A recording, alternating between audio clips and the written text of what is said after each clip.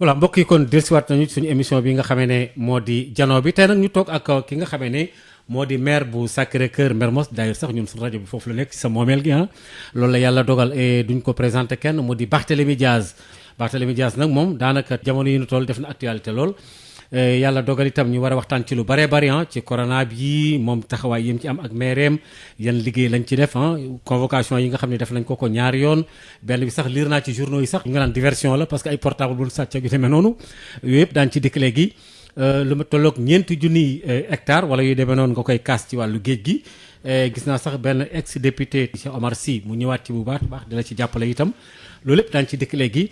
alors Barthélémy Dias nekkutoo koo xam ne kii dañ koy présenté kenn di wax sa ay jaar-jaar xam nañ la nekkoon nga fi député def nga prison ñu bàyyi la nekk nga fi maire def nga élection gagné bon voilà quoi Barthélémy ñu ngi lay nuyu. maa ngi leen di fay di la gërëm ci invitation bi sëñ Maodo. di nuyu tamit mbokki auditeur u rajo Sud FM. oui voilà Barthélémy dañoo nekk ci jamono boo xam ne bii li ñuy tuddee coronavirus dafa xew ci àddina bi yépp wërngal kap ñu maire yi gouvernement bi génne ay ndimbal yow sa au niveau de sa votre maire bi nga yore yow lan ngeen ci taxawee. waaw ñun suñu maire yi daanaka conseil municipal bi bu ñu gisee que mbas bi mi ngi commencé di jël ay yeneen tournure beneen ampleur ñu ne il faut que ñu jéem ci taxaw jéem a xool nu ñuy jàppale suñu askan comme gouvernement bi dañu décidé woon dañuy def couvre-feu ak état d'urgence waxoon tamit dañuy tëj école yi kon daanaka dañu bëggoon nit ñi toog seen kër yi nit ñi nag bu ñu toog seen kër foog ñu am nu ñu toogee donc ñu ne dañuy jéem a xool nu ñuy dimbale suñu askan dañuy njëkk a def lu ñuy waxee distribution wu denrée alimentaire jël ay dundu ay ceeb ay diwlin nag yu mel noonu jëbbal ko askan wi yàlla def ci sutura ñu ne bu ci tegu deuxième phase bi dañuy xool nu ñuy jàppale askan wi surtout retraités yi ak ñu nga xam ne dañu néew doole jox leen ay koppar ay 50,000 francs ay secours yàlla tamit def ci sutura ba ñu mën ci jot ci secours yooyu ñu waxoon tamit dañuy jàppale suñu askan jàppale tamit suñu ay poste de santé jox leen ay jumtukaay pour ñu mën a fagaru moo xam ay gants moo xam ay gel ak yu mel noonu après ñu wax loolu yëpp su jeexee nag dañuy def dernière phase bi day nekk distribution bon Auchan te dañu njëkk a lancé benn plateforme dañu bëggoon lépp a leer plateforme boobu dañu ne képp ku mën a dugg ci plateforme boobu nga bindu teg sa adresse di nga bokk ci wala ndimbal bu ñuy joxe ci ay dund wala 50,000 francs yi wala nga jot ci bon Auchan xel xalaatu ko sax ay parti fii non xam nga fii Mermoz Sacré-Cœur ñëpp a ngi may dégg waa conseil municipal dañ may dégg même waa APR yu fi nekk ñu ngi may dégg man damay politique su amee élection lay politique ak ñoom élection su passé benn parti moo fi am mooy Mermoz Sacré-Cœur bañ naa sax ba nga xam ne ni ndimbalu état bu ñu waxee maire moo koy gérer ma ne maire mënul gérer ndimbalu commune bi bëgg a gérer tamit ndimbalu état bi moo tax ndimbalu état bi dama dal di tànn ku ñuy woowee Juliette Paul Zingan mu nekk député ci assemblée nationale du Sénégal te nekk jigéen bu mën góor mën a dinaa ko jiital ñoom dañu bokk ci benn bokk yaakaar mais suñu demee ba waxu xeex coronavirus ku ci dugal politique rek na ma yàlla baal kooku da nga ragalul yàlla te ñun dañu ragal yàlla donc ñun lu ñu bëgg mooy képp kuy yeewu bi commune de Mermoz Sacré-Cœur te nga jàpp ni que lu ñu bëggoon ak lu ñu namoon dimbali suñu askan noonu nga ci mën a gis sa bopp na nga dem nga bindu te képp ku bindu laa wax ba gis que ba nga joxee ndimbal bi ba pare ndimbal bi joxe 50,000 francs bi 686 personnes ñoo deseen ñoo dese woon jot ci affaire yi mais su may waxee ay personnes je parle de famille parce que ñun nekk ñu di dimbali ay nit dañuy dimbali ay famille ay kër ay numéro kër donc moo tax ma ne képp ku nga xam ne ni bindu nga ci commune Mermoz Sacré-Cœur sans aucune exception amul kenn ku mën a yëkkati loxoom ne man jotuma ci ay dund wala jotuma 50,000 francs wala jotuma bon Auchan wala 25,000 wala 50,000. Ah bon? Donc loolu oui loolu c'était la commune de Mermoz Sacré-Cœur a décaissé plus de 200 millions c'est-à-dire que on a dépassé lu ñu prévoir woon seulement pour que ñëpp mën ci gis seen bopp te lu ñu ci namoon tamit mooy jéem a tamit dimbali état jàppale état parce que état du Macky Sall ak ñu mu àndal état mooy ñun donc état su waxee couvre-feu wax état d'urgence ñu d'accord ci donc ñun dañu nar a def tamit suñu warugar ba loolu mën a nekk donc loolu maa ngi ciy sant yàlla di ci remercier tamit conseil municipal du commune de Mermoz Sacré-Cœur di ci remercier tamit ñëpp ñu nga xam ne ni dañu ci dimbali jàppale ñu ci moo xam sous préfecture des Almadies moo xam perception Dakar Bourguiba moo xam waa commissariat Dieuppeul moo xam waa CPRS ñoom ñooy xool est-ce que kii dafa bokk ci ñu néew doole am ndéet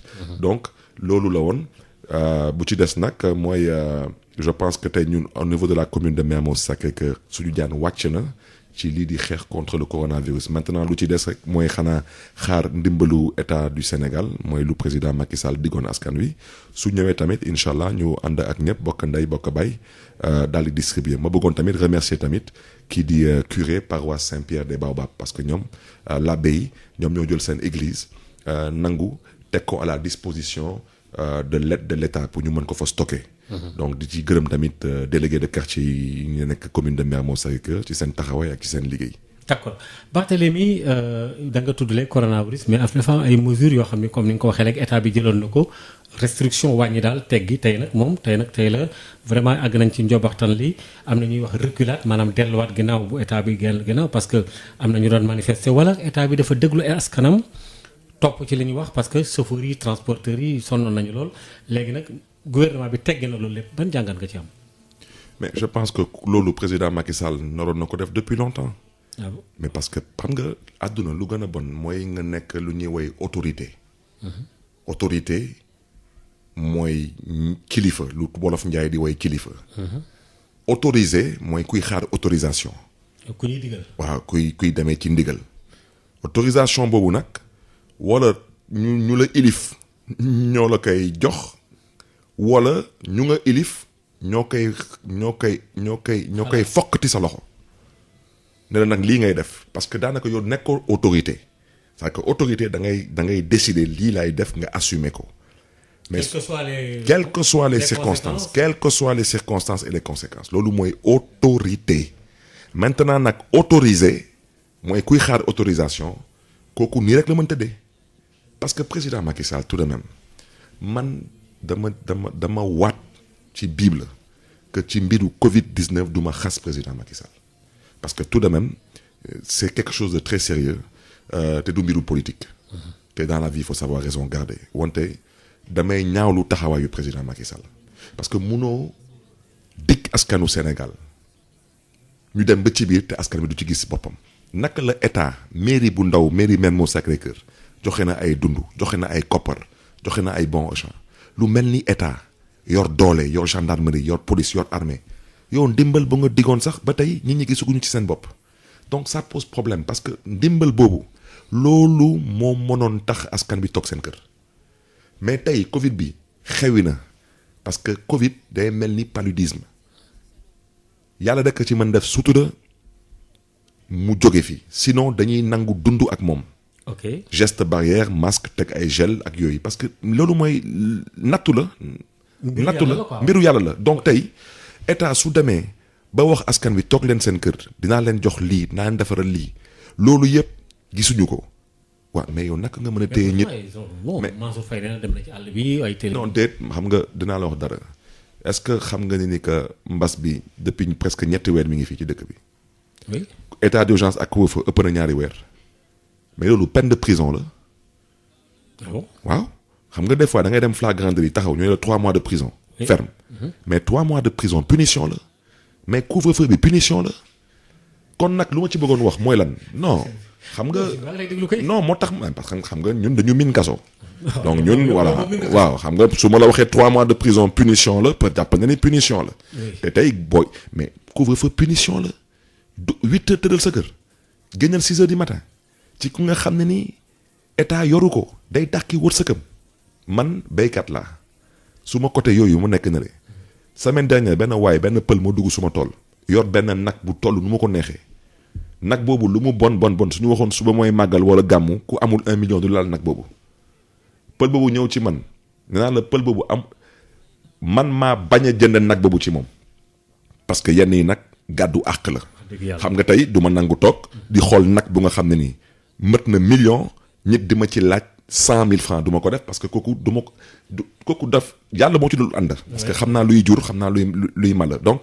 waxuma nag suma mbokk yi nga xam ne dañuy jaay ay ginaar ak ay nen mënuñu dem mënuñu dikk yor seen ay nen ci àll bi yor seen ay ginaar mënuñu sax dugg Ndakaaru dafa metti nga ne ñu nag da nga ñuy couvre-feu mais da nga ñuy couvre-feu ba kañ mënoo ñu couvre-feu ba illaa yow midin mënul nekk couvre-feu bi lu ñu wax da ngay dem vers un déconfinement moo tax ma doon wax autorité ak autorisé parce que président Macky Sall tout de même mënul wax ni que dernière fois bu mu communiqué ak askanu Sénégal lu mu leen wax du déconfinement loolu mooy lu tubaab di woy déconfinement progressif yow yaa wax da ngay ubbi jumaa yi ubbi jàkka yi ubbi église yi ubbi luuma yi ubbi xawma lan que lundi la lii di tëj mardi lii tëj mais loolu la tubaab di wooyee déconfinement progressif maintenant nag soo eggee ci lu phase u déconfinement progressif soo nekkee responsable nu ngay doxalee waxuma dañu doon def comme en France mais en France ba ñu dem déconfinement dañu doon teg carte France won ay gox yu nga xam ne ni day xonq won ay gox yu nga xam ne day orange won ay gox yu nga xam ne day verte ne fii la mbas bi gën a metti fii xaw na fi tane fii woyof na fi mais nga xaw a sax may gars yi fu ñuy nooyee tuuti fu may daanelee nag Baye Omar président Macky Sall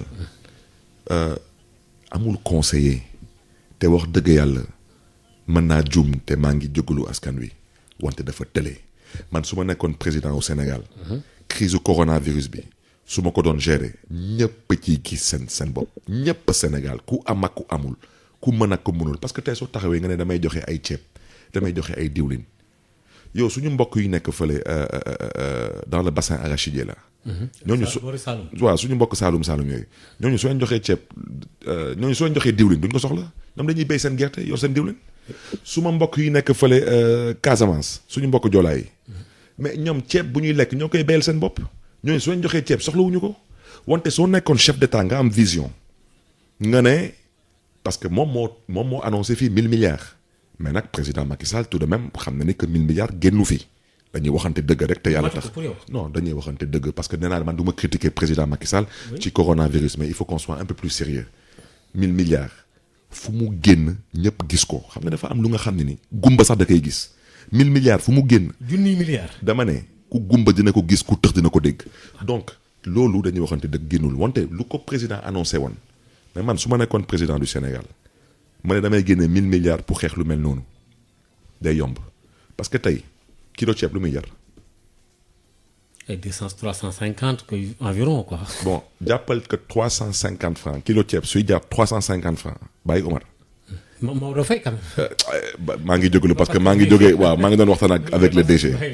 jégal ma Serigne Maodo. Serigne Maodo. kilo ceeb suy jar 350 francs. jàppal na ni que au moins 250 francs yëpp ay taxes la l'impôt. bien sûr. litre gasoil lu muy jar 655. 655 yooyu jàppal na ni que lu mu bon 400 francs yëpp ay l'impôt la. mu delluwaat état bi. lépp ci état la preuve Serigne Maodo litre gasoil ça coûte moins cher à Bamako. oui bien sûr qu'à Dakar. lu tax parce que dañ subventionné rek ñoom c'est tout. non parce que foofu du ñu teg taxe comme ni ñuy tegee taxe fii Sénégal ce n'est pas un état alimentaire donc yow yaay président du Sénégal yaa ngi ne di nga dimbali sa askan par rapport à la crise mais waxal que pendant 1 mois wala 2 mois. waxal que lépp luy taxe nga indexé 3 wala 4 secteurs yi nga xam ne ni Sénégalais yi dañ ci gis seen bopp. d'accord courant. amul ku am wala ku amul ku mën ku mënul.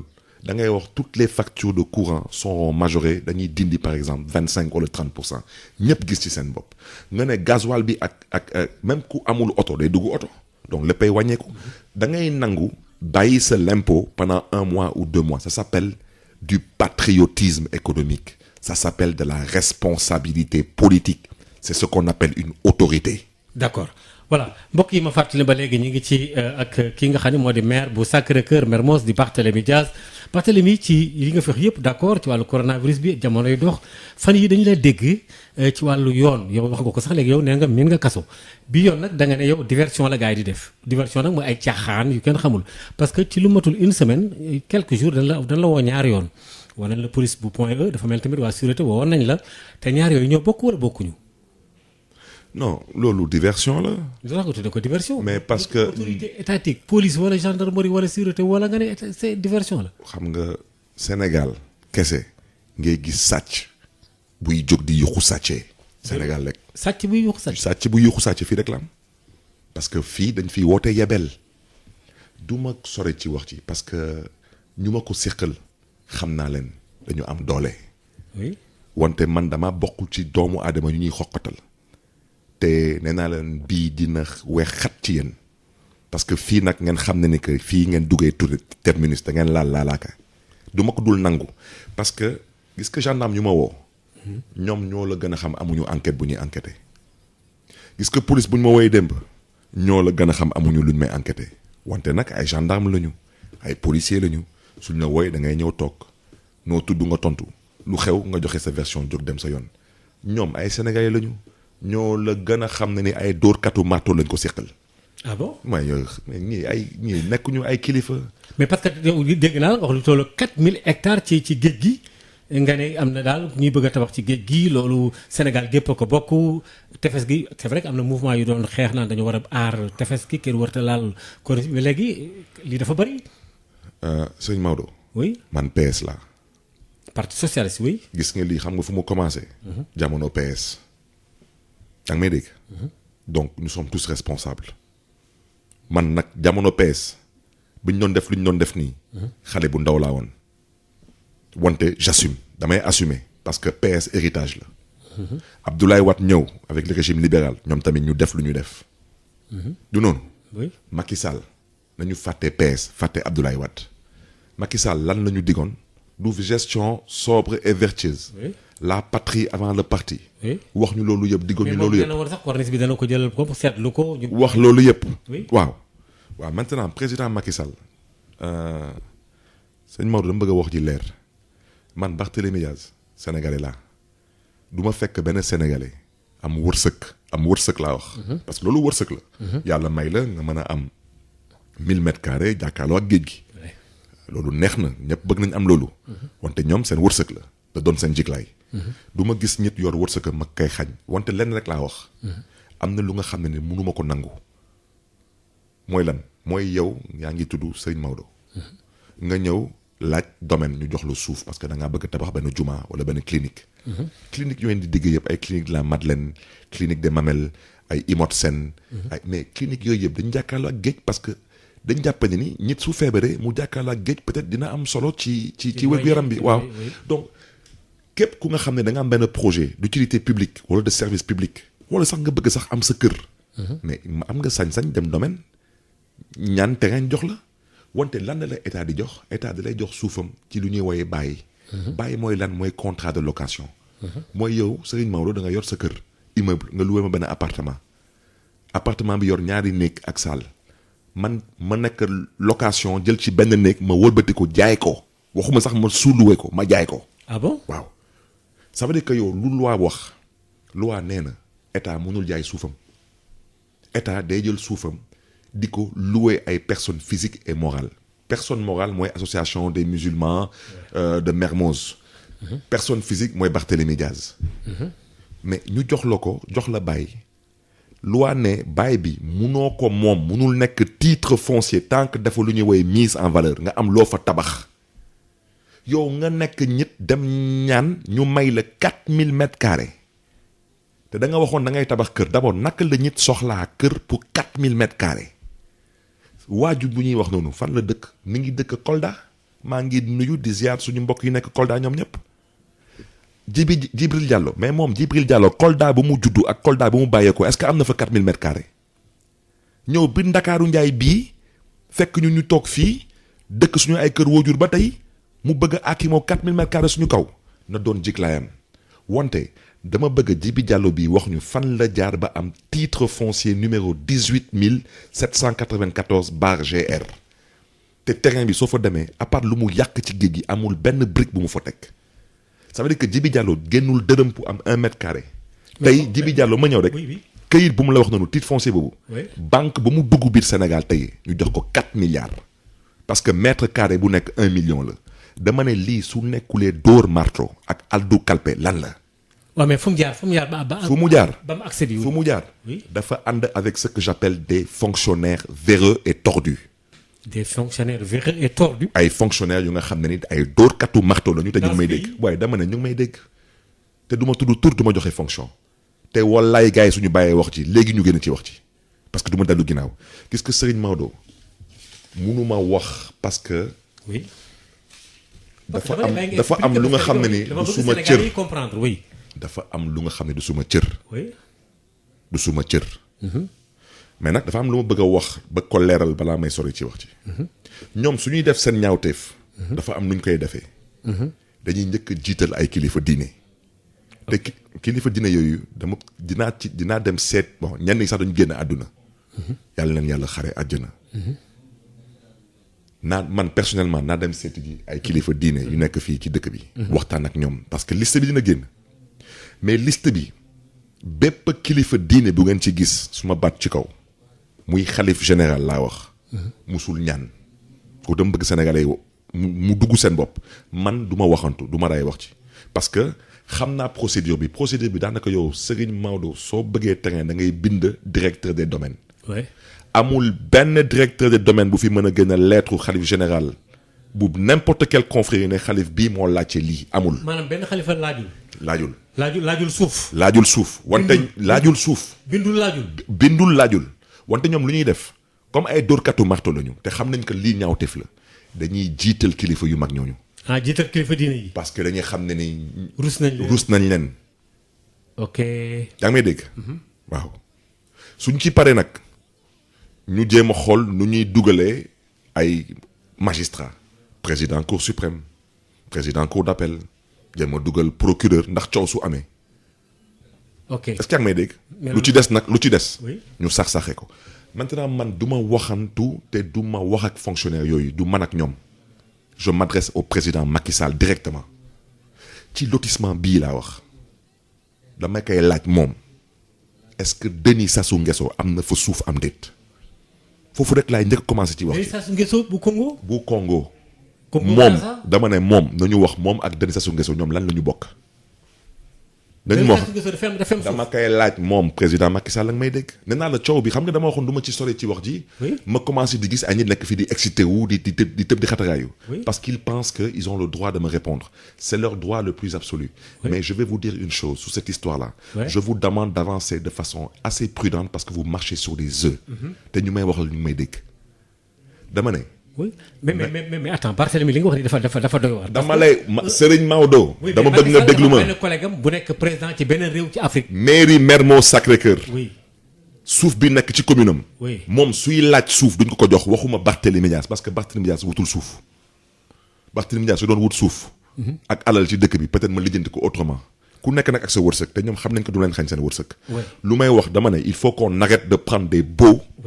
qu'on les transforme en titres fonciers en nous prenant pour des moutons de panurge. waaw mais Sassou Nguesso bi nga tudd laa bëgg ñu dellusiwaat. mais moom laa lay wax ni dafa am suy suuf. dama la ne. nga ne lu bokk ak Macky Sall cela veut dire que Denis Sassou Nguesso dañ ko jox ci suuf si. Macky Sall xam nga Macky Sall xam nga Macky Sall. xam nga moom alpulaar bu baax la xam nga alpulaar yi ak ñoo bëgg a rajo. maa ngi leen di nuyu au passage. oui. dina la leer ni dina déglu émission bi dama ne président Macky Sall. bien sûr que dina ko déglu. liste des attributaires du lotissement de la Corniche Ouest. oui xam na liste bi dama koy laaj moom président Macky Sall nañu wax numéro 10. oui numéro 10. numéro 10 ci kaw liste boobu. oui Jean-Dominique Okemba mooy kan. ok ngeen dem Google ngeen tapé Jean-Dominique Okemba. Au passage, je m'excuse parce que ce sont les autorités non remontent seen tout mais ce que je veux dire par là. mais doom c'est pas bon. non da ngay dem internet. Google nga tapé Jean-Dominique Okemba vous saurez c'est qui Jean-Dominique Okemba donc je demande à Macky Sall de me dire. Est-ce que le président Denis Sassou Nguesso est attributaire oui ou non d'une parcelle sur ce domaine public maritime. Ensuite je demande au président Macky Sall de nous dire. moom ak Denis Sassou Nguesso lan la ñu bokk est-ce que dañu bokk diine. wala est-ce que duñu bokk tarixa ci tarixa boobu kan mooy ci xalif général damay laajte rek parce que dafa doy il nous pousse à bout. d'accord il faut maintenant parce que ci liste bi. oui. numéro 19 gis naa lu ñu ci bind. numéro 19 oui. dama ne kooku musul laaj dara. mais dañ ko jox suuf ci yëf yi. dañu jiital turam pour dóor askanu Sénégal marto moom dama ne ku yàlla fal bëgguma tudd tur. sëñ Maodo ce que je dis là c'est trop important. oui maa ngi lay déglu moo tax ma lay déglu pour sëñ Maodo Sénégalais yi comprendre. gis nga Sénégal man catholique la. oui bien sûr. wante man nangu naa. que njabootu Serigne Touba bu nekk Touba ñooñu yàlla fal na leen nangu naa ñu nekk Tivaouane yàlla fal na leen dama leen ko may ñu nekk. Layeen yi Ñaseen yi ak xaar yeeg ñoom ñëpp nangul naa leen lu leen yàlla may. wante dama bëgg ñoom tamit ñu may déglu dañuy jiital seen ay tuddu kilifa di leen di jiital pour def seen ñaawteef ñoom. yow tey soo nekkee tey par exemple xalif damay joxe un exemple soo nekkee tey xalif général des Mourides yow da ngaa soxla kër jàkkaarloo ak géej pour def lan. yow Serigne Touba ngay dund prophète Mohammed paix salut sur lui dund sa alxuraan loo soxla taxaw jàkkaarloo ak géej. da ngaa mës a dégg ñu ne la xalif général des Tidiane mi ngi dem ci benn restaurant da ngaa mës a dégg ñu ne la xalif général des Niassène mi ngi dem ci benn ñooñu dañu dépassé fu ñuy toog di dund àdduna ñooñu yàlla la ñuy dund. donc fonctionnaire yi ñu nga xam ne dañuy jiital tudd kilifa yooyu di def lu ñuy def nii dama bëgg ñu xam ne que la récréation est terminée. d'accord dinañ wax dinañ xeex dinañ ko defante ak gaañ yi maintenant nag dama bëgg daaneel foofu. oui maa ngi lay dégg oui. Serigne Maodo. oui. Sénégalais bu am. suuf bu ko état jox man maire su ma lankee bañ ko signer permis lu may def mooy lu ñëwee abus de pouvoir ça nag daanaka yow tey soo demee ci état nga ne yow promoteur immobilier nga waaw par exemple yow yaay société bu ñuy woowee Focus wala yaay société bu ñuy woowee Telium je m'excuse de la publicité nga ñëw ci état nga ne yow da ngay tabax ay kër état yëkkati suuf jox la c'est normal yow soo defee sa këyit yëpp ba nga ñëw ci man may maire su ma la bañalee signeel këyit te aw ma argument bu ma lay opposé man dama lay jaay doole Djibi Diallo bii jaayu ma ko doole Djibi Diallo dama ne yow lii titre foncier la lan nga fi lire situé fan nga lan ngay lire liiral ma ni situé à fan ouais tu vois situé à Mermoz sur la corniche ouest derrière école tennis waaw yow maintenant nga bëgg ma wax que loolu bi dafa nekk biir commune de Fann Point E Amitié dama nekk Mermoz musul nekk Fann Point E Amitié peut-être yéen da ngeen jàpp ni que su ngeen demee Fann Point E Amitié suma mag bu fa nekk di suma xarit le maire par le Samb manqué nuyoo passage peut-être bon moom il est moins regardant que moi mais yéen vous savez très bien que Mermoz nekkul Fann Point E Amitié maintenant Fann Point E Amitié ñaari Fann na fa nekk Fann Hock ak Fann Résidence fa la bokk wante fu ñuy woowee Fann Mermoz mooy fu président Macky Sall dëkk mooy fu cité enseignants yi nekk loolu yëpp mi ngi bokk ci commune de Mermoz Sacré-Cœur lu koy firndeel képp ku fi am compteur ndox wala képp ku fi am compteur courant da ngay xool lu ñuy woowee sa police Sénélec wala sa police SDE toog naa fi dégg ay fonctionnaires ñu ne ay oui Barthélémy Diaz day jëm a wër ndomba gaañi dama ne man du ma dóor katu marto dama ne lii du jàll tey du jàll ëllëg maintenant vous allez me répondre concrètement waa ji Djibi Diallo du man Barthélémy Diaz du man maay wax est-ce que day tabax wala lu tabax parce que je n'ai pas ce pouvoir. D'accord mais li ma bëgg mais je dis que. oui. Je conteste la création du titre foncier sans aucune mise en valeur. Je conteste l'accaparement de la plage privée. Maintenant nag ñu nga xam ne nii parce que ci assiette foncière boobu président Abdoulaye Wade fa la dëkk. oui. Actuellement man président Abdoulaye Wade j'ai été opposant à lui. oui. mais man kër bu président Abdoulaye Wade dëkk tey nii mi ngi ci commune Mermoz Sacré-Cœur mais man tabax boobu dérangé wu ma xam nga tax. parce que ça ne bloque pas l'accès à la mer. mais këru président Abdoulaye Wade mi ngi ci domaine public maritime fu mu dëkk tey fu muy loué foofu la nekk clinique Imotsen bu fa nekk ay Sénégalais di fa dem di fa faju di fa def ay rajo c'est le domaine public maritime. oui. donc je ne peux pas m'opposer à une construction sur le domaine public maritime mais je vais m'opposer à la privatisation d'une plage publique je vais m'opposer à la comme nu ñu koy waxeeti sax à la démolition de la falaise parce que falaise bi la gars yi jël mais dañ ko taillé dañ ko dagg c'est-à-dire que tey suñ fa tabaxulee dara falaise boobu day màbb yaa may dégg te xoolal nit ñi nii man je n'invente rien gis nga fii lii mooy lii lu may liir nii du man may joxe suma xalaat loi la dama leen di laaj ñoom la loi numéro 2001-1 du 15 janvier 2001 portant code de l'environnement ci article 69 alinéa 2 lan la wax lii du décret du arrêté loi la nee na seuls sont autorisés sur le domaine public maritime et fluvial à titre d'occupation privative les installations légales et démontables c'est le code de l'environnement c'est une loi su leen neexee ma joxaat leen beneen loi sur le code de l'urbanisme le domaine public maritime kenn mënu ko déclasser y compris le chef de l'État seulement pour utilité publique ñu ne par exemple Sénégal a ngi dem guerre ñaanuñu ko yàlla l'armée doit pouvoir débarquer ici ñu ne on va mettre un quai de débarquement ndax gaal yi mën a wàcce militaires yi gars yi mën a wàcce ay chars de combat mais dañu ne loi bi mi ngi nii dafa ne ku bëgg a toog jàkkaarloo ak géej foog ne yow mii da ngaa jekk ci géej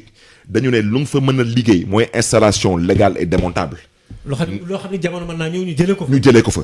ok mais nga ñëw teg sa ay béton dagg falaise bi jaay ñi ñi doole jël suuf bu nga xam ne ni jëndoo ko nga jël genn wàll gi wëlbati ko dem jaayaat ko créer benn titre foncier ci benn bail bu nga xam ne ni mais yow bail bi dañ la ko loué suuf bi état moo la ko loué kan mooy état mooy man mooy yow Serigne Maodo mooy ñu ñëpp. d'accord naka la nit mën a jël askanu ñëpp. ñu loué ko mu wëlbati ko ba jël alalu askan bi moomal ko boppam ci titre foncier te tegu fa brique. waaw d'accord loolu lépp xëy na yow jàpp nga ne ay njuumte la mbir mi ñu ngi lay woo ci yoon yaa ngi dem di ñëw mais da nga leen a fekk ñuy liggéey nga yónni fa say éléments ñu daaneel ko wala qu'est-ce qui se passe parce que am na lu jàpp mais lu xew. xam nga nee naa la à la décharge du maire de Fann.E man damay toog suma bureau. oui dañ may indil ay parapheur mais signé mais man munuma dem pour immeuble bu nekk cité Kër Gorgui kër bu nekk Mermoz kër bu nekk ci tefes bi ma dem pour xool munul nekk. parce que lu may am ci ay dossiers moo bëri. gis nga permis de construire. dañ koy instruire ci benn plateforme bu nekk ci internet. oui day topp benn circuit. ñun ñooy terminus bi ci circuit bi ñoom suñu jógee urbanisme jógee ci bureau yooyu yëpp ba ñëw ci ñun dañuy xool est-ce que gars yi fay nañ seen timbre est-ce que gars yi fay nañ seen lii fay nañ seen laa ñu signé leen seen këyit ñu dem. maintenant nag ba ñu demee man lii dama ko gis internet. ma gis gars yi di kaas maa ngi jaajëfee Cheikh Omar Sy ancien député à l'Assemblée nationale avec des activistes comme Soya Diagne un chroniqueur activiste patriote Pape Alé Niang je dois lui tirer mon chapeau toutes ces personnes dañu xeex pour tirer la sonnette d'alarme mais man ba ma gisee lii man su ma ñëwoon ma fekk benn kër ñu tabax ko nii du ma ci wax dara mais falaise bu ñu jël ñu dagg ko teg mais c'est criminel. C'est criminel c'est de même pas scandaleux jël géeju ñëpp nga ne géej gi maintenant yow géej gi da ngay puusaat géej gi ba parce que ci ndox bi parce que da ngaa soxla suuf si mais tu te prends pour qui may wax ak yow nga ne da nga may plainte mais tu te moques du monde ou quoi toi may wax ak yow di dem ci ay plainte ñu mel ne ay suma sécurité dañu dóor foofu ma ne leen man. na ngeen ñan ñoo fa demoon. man maa fa dem yóbbu suma gaañ yi parce que dama leen njëkk a sommé dama leen sommé. semaine dernière dama leen jox ndigal leen arrêté leen. jël seen ay saaku ciment ne leen ñëw leen ci mairie bi bu ñu ñëwee ci mairie bi fekkuñu ma fa ma wax directrice urbanisme ma ne leen da nga leen di wax que permis de construire bu ñu yor bokkul ci commune Fann.E Amitié donc dañuy réintroduire benn dossier. ma toog même pas 3 jours ñu woo ma ne ma dañu plainte ma ne kan moo plainte ñu ne ma ñoom ñoo plainte ma ne ah bon ma ne ok ma ne na ngeen delluwaat fële. ci site bi pour être sûr que ñoom nekk ñu di tabax waa mairie yi ñëw ci site bi gars yi tëj site bi jël seen ay oto teg ko ci buntu site bi ne kenn di dugg ma taal suma oto jël suma gaañ yi ñëw foofu ma dajji buntu bi dugg ñu ne ma domaine ñu ne ma lan propriété privée ma leen fii yéen di ngeen ma wax tey lan la seen bàyyi liggéey Sénégal te ñun suñu bàyyi liggéey ñu ko Sénégal. lan la seen ndey liggéey Sénégal te ñun suñu ndey liggéey ñu ko Sénégal ba ngeen taxaw jël alalu askan taxaw ci nekk lii propriété privée la may wax ak yéen ngeen di ma génne ay këyit mel ni des petits écoliers je suis un maire je suis un magistrat de l'ordre administratif man doo ma génneel ay këyit nga may jëm a wër ndomb dama la ne sa këyit yi amul benn valeur juridique amul benn valeur administrative vous êtes sur le domaine public maritime vous êtes pas sur une propriété privée këyit bu ngeen am da ngeen ci ànd ak ay dóorkatu marteau ngeen génn këyit bi il est en violation flagrante de toutes les lois du code général des collectivités locales du code de l'urbanisme du code de l'environnement. après ngeen jàppante fa gars yi dem ñu yóbbu leen. non dama ñëw dugg ne gars ñi ne ñu commencé jël saaku ciment yi ñu yóbbu leen gars yi taxaw foofu ne dañuy jël ay pelle mécanique ak xaw ma lan di bloquer accès bi man waxuma ak ñoom benn waay sax nekk foofu di ma ne ay c'est pas la peine de vous exciter ma ne ko je vais vous montrer. de quel bois je me chauffe et on verra bien rira qui rira le dernier parce que man dama leen di arranger ngeen di déranger comme da ngeen di déranger vous ne construirez plus rien du tout ici un point et c'est tout parce que comme j'ai déjà dit la falaise bi kese bu ngeen yàq seen 50 générations buy ñëw vous n'avez pas les moyens de reprendre cette falaise donc ce projet-là vous pouvez considérer qu'il est à l'eau je reviens à ce que j'ai dit képp ku yàlla may nga mën a am kër ci tefes bi sa wërsëg la nangul naa la ko effectivement am na ay procédures yu état may ci ay sañ-sañ nga xam ne ni nit mën na fa jaar ba am këram ci tefes bi jàkkaarloo ak géej gi wante kenn waxul sooy ñëw di toog ci géej gi da ngay yàq géej gi pousse géej gi dagg falaise bi may wax ak yow ngay génne ay kayit yu nga xam ne amul benn valeur ma dem police ñu ne ma ne ay soi-disant gars yi da ngeen sàcc seen ay téléphone portable man je viens vous parler d'un terrain de 4 milliards ngeen ni ma wax benn waxu téléphone portable li muy jar sax dama xam may wax ak yéen nga ne ma woy dafa am ay boy yu ñu fa dóor man ku xool gàngoor bu may àndal ñooñu ku ñuy dóor hôpital nga jëm doo taxaw fii di ne ay dañ ma mais parce que dama ne pesum kanam boo ma koy fajal boppam je vous ai dit d'arrêter vous refusez d'arrêter vous allez arrêter par force parce que je reviens à ce que je vous ai ils ont arrêté par force par force j'ai dit parce que moi je ne suis pas un autorisé je suis une autorité ok ñu ngeen àndal ba def lu ngeen def nii je les connais parmi eux personne ne sortira pour vous défendre parce qu'ils savent très bien que ce qu'ils ont fait police point ñoo laaj affaire portable non police point dañuy nekk ci seen dañuy def seen liggéey c'est normal xam nga sénégalais bu ñëw plainte ne dañuy jël suma portable mais da ngay enregistrer plainte bi oui bien sûr mais ñoom lu ma fa yóbboon du téléphone portable Serigne Maodo gis nga Djibril Diallo bi ba ko état jox 4000 mètres carrés xam ñaata la fay état mètre carré bu nekk 2450 francs lay fay par mètre carré droit de timbre mu wëlbatiku mètre carré bu mu ci fay 2450 francs état mu wëlbatiku jaayaat ko beneen sénégalais 1 million. maanaam lu matul juróomi téeméer mu jaay ko 1 million. waaw 1 million. donc tey 4000 mètres carrés donc tey 4000 mètres carrés yi mu am. 2000 mètres carrés yooyu moomatu ko. dañ ko jaay. jaay na ko déjà ay sénégalais. mu ngi may dégg. et je remonterai un peu plus haut. Ouais. Parce que j'ai déjà dit que comme on me pousse à parler je parlerai. Abdoulaye Diop ancien ministre des finances mu ngi may dégg.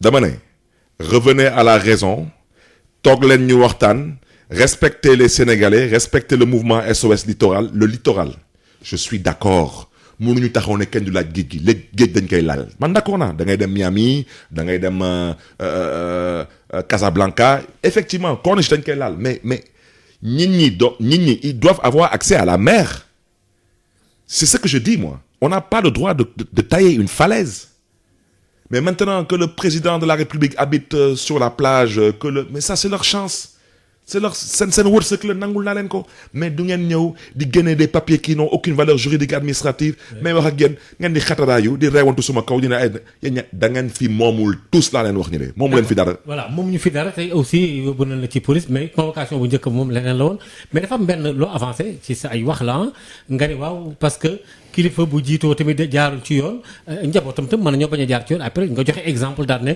Macky Sall sax bi muy tabax bon.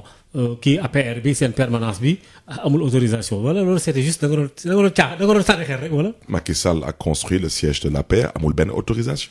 ah bon. waaw dama yaakaar da nga doon wax nii rek. non déet man munuma xam nga président de la République tout de même mais président su ma waxee lu amul ci président mais xam ngeen fu ma jëm. kooku da lay jàpp yóbbu ci kaso. ah mais bien sûr parce que président institution la. oui. donc. ceci étant dit nag su ma ko nooree wax boppam naa ko wax boppam su ma fa nooree dellu naa ko wax boppam wante munuma wax lu amul ci président mu may dégg. su ma avocat maître Demba Ciré Bathily di avocat wu mairie Mermoz Sacré-Cœur mu may dégg. ay ñoom maître Cheikh Khourissi Ba ñoom ñëpp ñu nga xam ne ni ils ont été des conseils pour la commune ils m'ont accompagné ñoom ñëpp ñu ngi may dégg. ku fi nekkoon directeur de cabinet du président de la République. naka la tudd sax avocat boobu laa waajooju laa waay nu mu santati sax mooy Yum boobu nu mu. maître Yum prénom bi naka la encore. Omar Yum voilà Omar non parce que. je veux citer des noms je veux voilà. moo yor léegi wàllu transport beeg. mu ngi may dégg. oui maître Omar Yum mu ngi may dégg. mu ngi may dégg. dama ne le président Macky Sall je le répète a construit le siège de l'APR jaay doole. kooku nag mu bett da nga xamul Macky Sall parce que Macky Sall nag moo fi njëkk voté Sénégal daji bureau de vote te amul carte d'électeur mais c'est pas important donc le siège de l'APR tabax na siège bi amul permis de voilà amul permis mais xam nga sànq wax naa la lu ñuy woowee abus de pouvoir. ça veut dire que tey président Macky Sall dem jënd benn terrain ñu ne kan moom terrain bi ñu ne terrain bi njabootu Serigne Maodo. ñoo moom terrain bi dañ koy jaay. président Macky Sall jënd terrain bi normalement dem fay notaire fay lépp moom terrain bi mu ñëw jox ma permis de construire su ma ko bañee signé su may yóbbu ci yoon di am ndam. kon dañ lay daaneel. dañ may daaneel. bu ci tegu nag. su ma defee appel dem cassation fépp fu ma dem ma ñàkk ma bañ a signé sous-préfet mën na signer à ma place loi may na ko. wala préfet mën na signer à ma place parce que ce sont les représentants de l'État. Et moi je suis un démembrement de l'État dañ maa jëbbal juróom-ñeenti compétences transférées. donc man awma droit damay jox beneen exemple tey par exemple ñu ne am na ñetti ASC yu fi nekk wante benn ASC bi opposant Barthélémy Dias moo ko ilif ma financé ñaari ASC bañ a financé ñetteel boobu ñooñu suñu demee ci sous-préfet ne sous-préfet monsieur le maire daf ñu jaay doole wala bëgg ñu jox suñu subvention sous-préfet mën na joxe ordre perception ne leen na ngeen subventionné ASC boobu. ok tey su ma demoon ci benn école ma jàppante ak directeur école bi. ma financé école yi yëpp bañ a financé école boobu. directeur d'école boobu su demee ci sous-préfet wax ko sous-préfet. yoon di code général des collectivités locales may na sous-préfet wala préfet Dakar may na leen ñu signer à ma place wala joxe des instructions à ma place. oui bien sûr. moo tax ma ne la ci permis de construire bii. bu Macky Sall bi oui. bu Macky Sall. su ma taxawoon ne maa lànk du ma ko signer mais sous-préfet mën na ko signer à ma place. bien sûr mais tout ce que j'ai dit dama ne Macky Sall yow ak sa njaboot mënuma leen signer permis de construire parce que suuf bu ngeen wax ne ni da ngeen ko jënd ci Dakar Dem Dikk moomul suuf jooju ba di leen di ko jaayee. ok xaw ma nu ma koy waxee ci wolof dama ne ci tubaab. lu ñuy woy l'usus l'abus et le fructus pour nga mën a wax ne ni que tu jouis de l'usus de l'abus et du fructus tu dois jouir du titre de propriété à l'achat.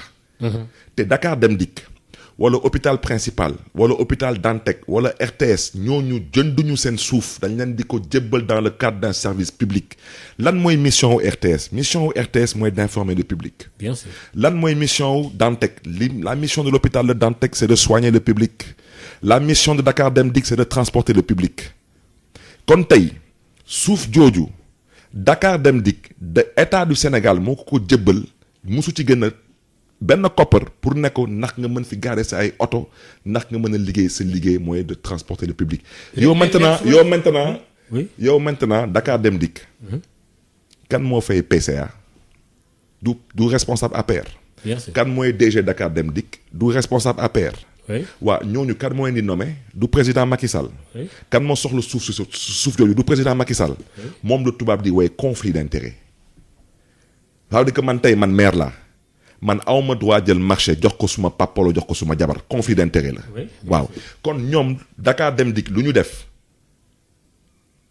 mooy lu ñu woy aldu kalpe dañu dóor marto. Dakar Dem Dikk ñoo jaay suuf si waa APR ñu tabax fa seen makkaan Macky Sall ñëw tabax ko te amuñu benn autorisation. bu ma déggee sa wax c'est comme ça. amuñ parce que man.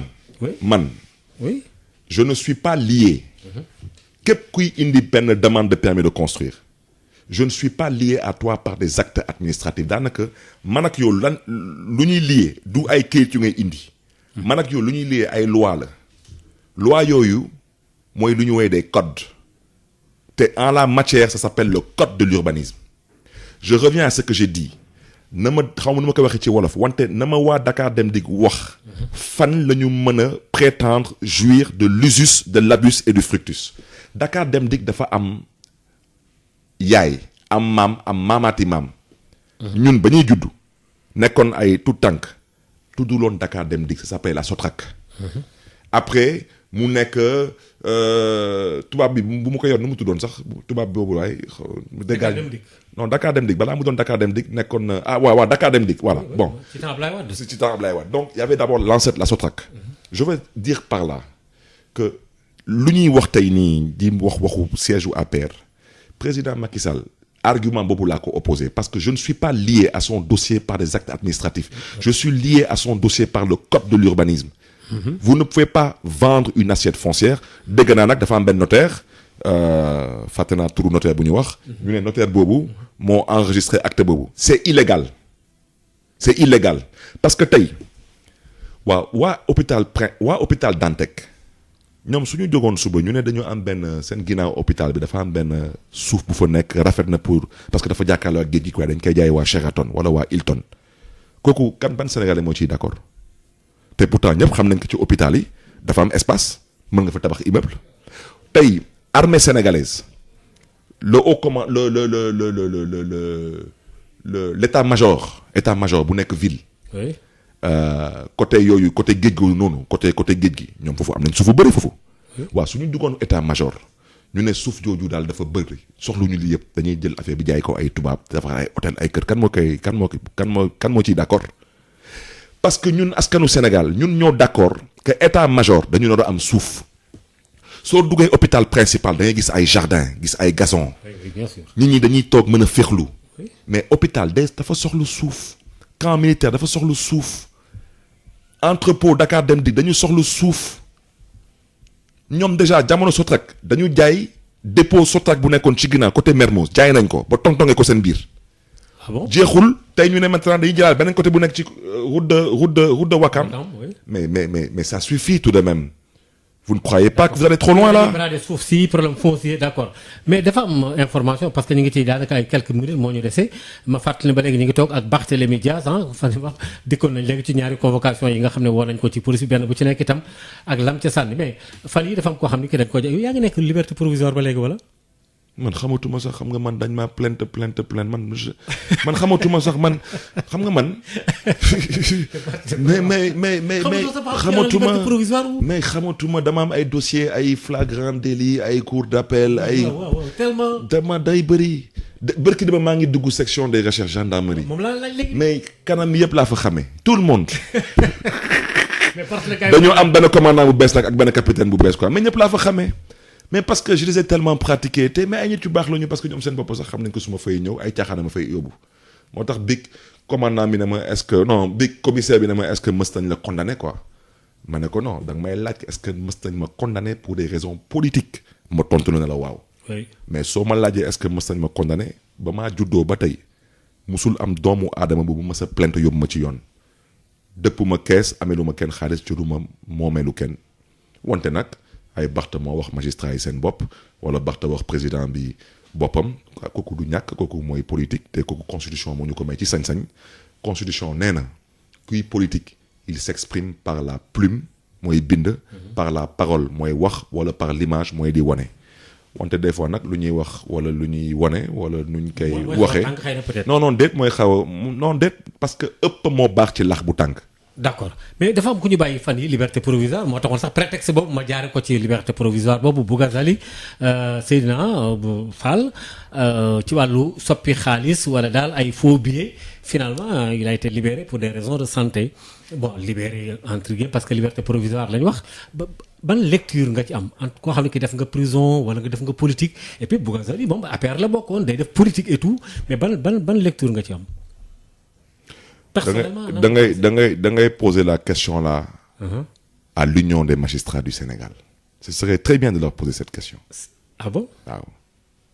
Ah bon? mais parce que képp ku nekk ci kaso. oui. am problème mu santé. oui ñu koy génn kon tey kaso bi yëpp vide.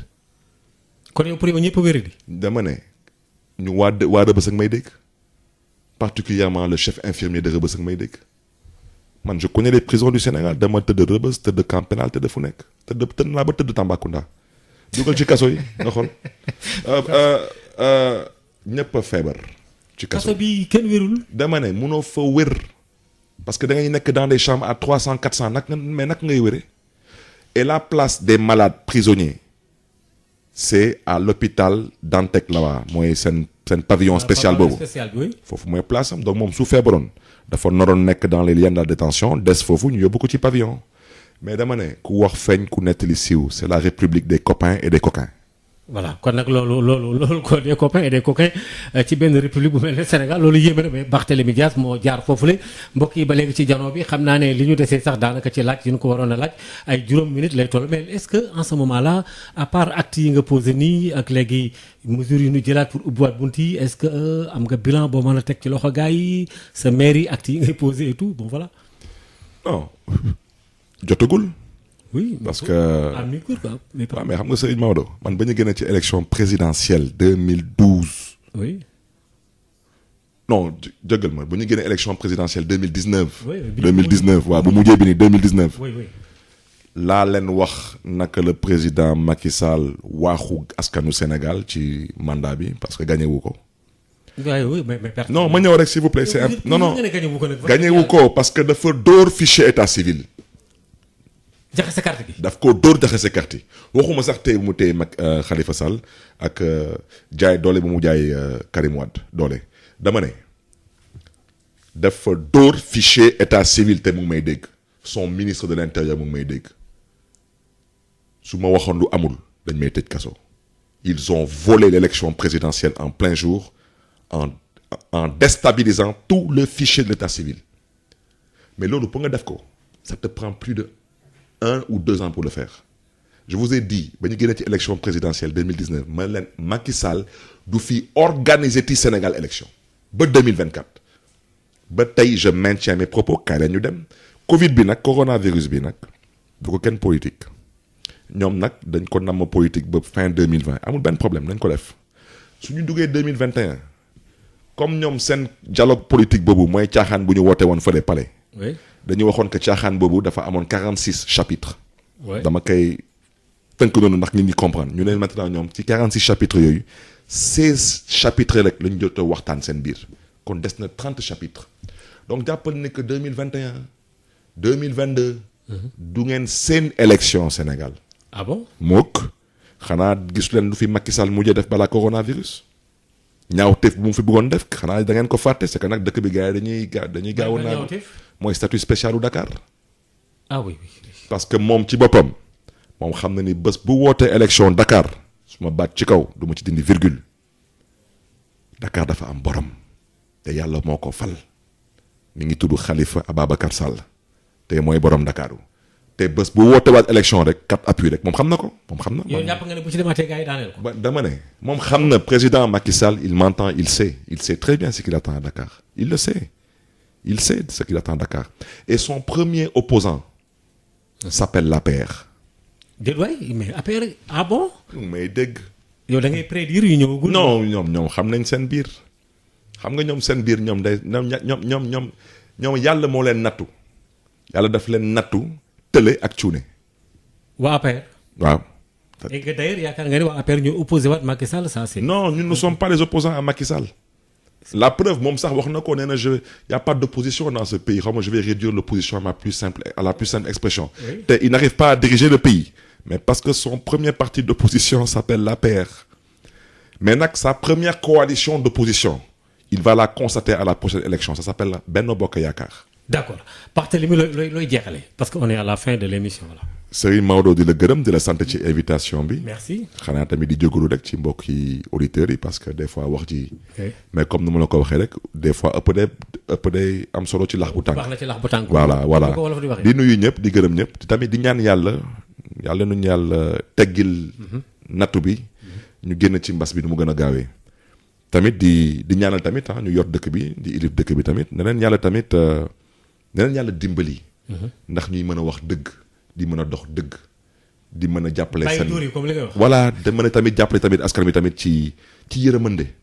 parce que ku yàlla jiital surtout ci dëkk yu mel ni Sénégal da ngay am yërëmande mooy doomu aadama mooy nit. absolument voilà loolu la ñuy ñaan yàlla quoi. voilà merci Barthélémy Dias yow mi nga xam ne yaa jiite maire bu Sacré-Cœur ak Mermoz ak ci question yi nga xam ne ñu ngi la ko doon laaj lépp ndax fan yëpp ñu génn yàlla dogal na yaa ngi doon dem ak ñëw di wujji police ak fu ne nga dugg fa mbokk yi kon ñoo doon déggandoo émission bi nga xam ne moo di jano bi ci Sénégal gi yëpp wërngal kàpp ci synchronisation ci 14 régions yi Barthélémy Dias kenn dootu ko présenté kenn ñu ngi leen di ñaanal jàmm beneen dimanche incha allah daañu dikk ci beneen gan fii ci Sud FM seen rajo jërë ngeen jëf